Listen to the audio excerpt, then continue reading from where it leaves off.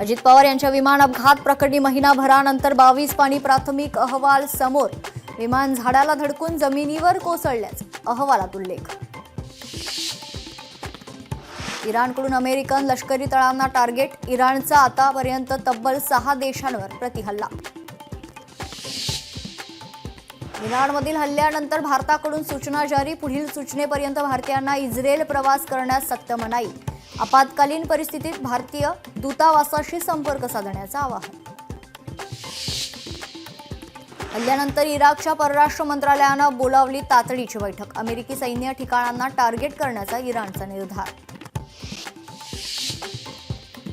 कापूस खरेदीची मुदत 15 मार्चपर्यंत वाढवली. 1 मार्च 2026 पासून हरभरा नोंदणी खरेदी प्रक्रिया राबवणार. पणन मंत्री जयकुमार रावल यांची माहिती. हॉकर्स जिहाद नावाचा प्रकार सुरू आहे. किन्नरच्या माध्यमातून बांगलादेशी काम करतायत. प्रवीण दरेकर यांचं वक्तव्य. आणि राज्यातील कुपोषणाच्या प्रमाणात मोठी घट. सरकारच्या लेखी उत्तरातून समोर आली आकडेवारी.